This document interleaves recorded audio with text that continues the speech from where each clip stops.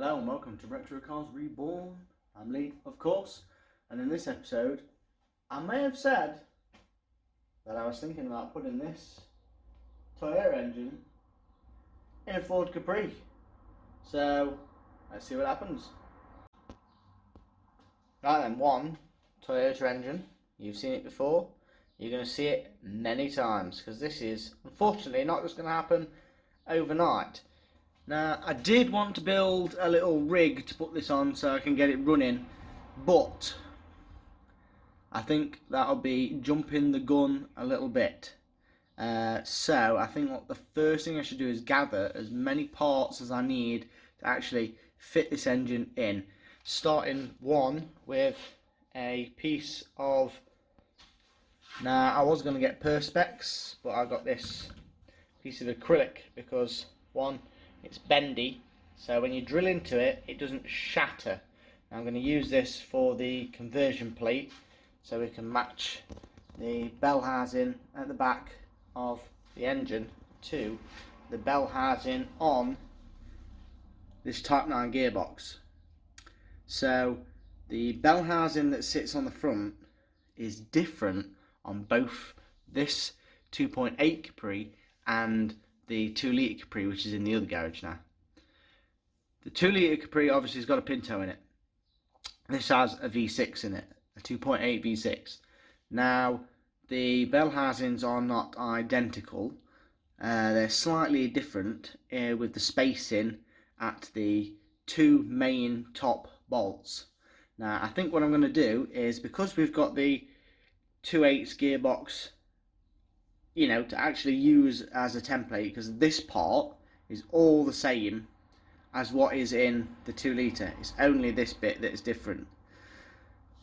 So I'm going to use the 2.8 bell housing as well, because I think it's got a better chance of being matched to the back of this box than the other one, because of the bolt configuration on the back. So we're going to grab the bell housing for this. We're going to need the starter motor, we're going to need the flywheel, we're also going to need the clutch, because not only have I got to make a conversion plate for this bell housing to go on this gearbox, but I've also got to mate the 2 litres clutch, pressure plate and the actual friction plate that will sit on here. I've got to mate it to this is flywheel. The other thing as well is these Type 9s don't really have a bearing in here that takes all the weight of the shaft, which is why you get this play in it. Because this goes into like a fossil, I want to say fossil, like a phosphorus bronze. It's supposed to be a bearing, but really it's just like a seating position for this that goes into the crank on the back of the Pinto. So my options are going to be to either take the crank out of this engine and take it to a machine shop where they can machine into the end of it, or lose some length on the end of this and put a bearing in the back of this as a existing hole. But like I say, we'll gather all the parts up and we'll see what we're working with. Right then, so I've gathered pretty much every part that I think will be relevant for this video. So we'll start with one, obviously, the engine. So it's not going to fit straight in. It's pretty obvious. It's going to need work from all angles. The exhaust manifold and this downpipe consists of twin cats, because this came out of an MR2. Now you can get the Celica manifold, which doesn't have these cats in it, and it literally just converts into one pipe. but for just running this engine to start with, that's the reason we're going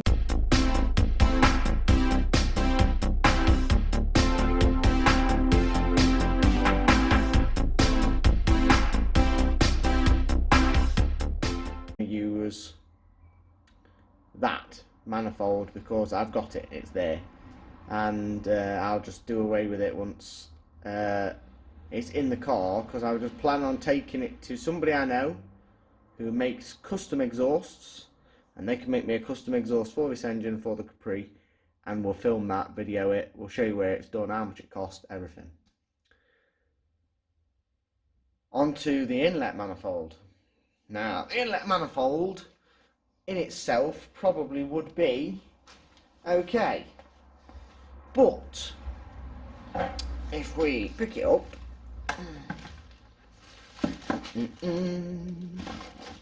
and offer it up to the car,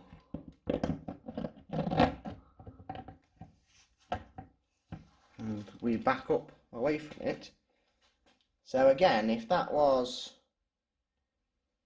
just to be chucked in the rear wheel drive format, this is where your throttle body is, and this is where the firewall and bulkhead for the car is going to be. So if it was a Z-Tech conversion, it has the thermostat housing here, and you fit like a slimlined seal over it with a water hose that comes out here and along here and makes its way to the water pump, which is why you have to change the water pump. You have to do all these things to change this. So this inlet manifold is going to be no good when it is used in the rear wheel drive format, but for now I'm going to continue to use it just to get the engine running. So I know the engine runs and everything else. This, I'm hoping I can get away with a 90-degree bend straight off that, because also once this has got the conversion plate in between the flywheel, I'm hoping conversion plate in between the bell housing, I'm hoping it pushes the engine forward slightly, so there will hopefully be enough room for this pipe before it gets to the bulkhead. But again, until I actually put this engine in for its first actual proper mock-up, I am not going to know. Whoa. Right then, so on to the bell housing itself. So this is the 2.8's V6 bell housing. Now, I chose this originally because of how the bolt holes line up at the top. The rest were kind of irrelevant. I solely went based on these top two holes because on the back of this Toyota engine, the main bolt holes for its original one, let's say, is there and there. So these are inside it, so it would make bolting it onto a conversion plate a lot easier. Whereas on the 2-litre engine, the bell housing is practically the same, except the bolt holes are in different positions, and the bolt holes for the 2-litre, these two top ones, are so close to being correct for the back of the Toyota engine that I don't think there's enough leeway to have it bolted to that and then have some other bolts on here, even if they're flush and sunk in to the conversion plate. I don't think it's going to work, so I chose this one initially. Now I went on eBay and I was just thought I'll just look for more Type 9 bell housings, and I came across the 2.3 Sierra diesel bell housing, because on the V6 and on the Pinto, the starter motor is at the bottom, and there's a starter motor on this. It isn't at the bottom, it isn't really at the top, but in comparison to the back of the engine, it's more at the top than it is the bottom. So on that 2.3 diesel bell housing, instead of it being here, it's here. So it marries up closer to where that is. Whereas if I used this bell housing, I would have to cut out this giant piece here just to get the starter motor to fit in to actually run the flywheels. So before I make a conversion plate now for this to marry up to that with the acrylic sheet, I'm going to wait for that diesel bell housing to turn up and see how much of a better fit it is compared to this, because I think it'll be easier. It's also near enough fully round, the diesel one is, whereas as you can see this is round with the bits sticking up and all the bolt holes are sticking up and sticking out all over the place, whereas that other bell housing's pretty much round. So I'm waiting for that to turn up. We'll see how that goes. Well, I am 100% going to have to end the video there because that bell housing is still waiting for it.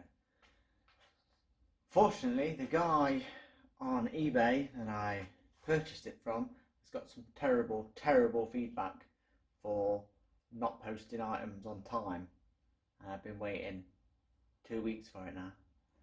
So I'll end it there, and hopefully in the next video we're going to have a look at sorting some of the issues in fitting this engine into the Capri. So until then, goodbye.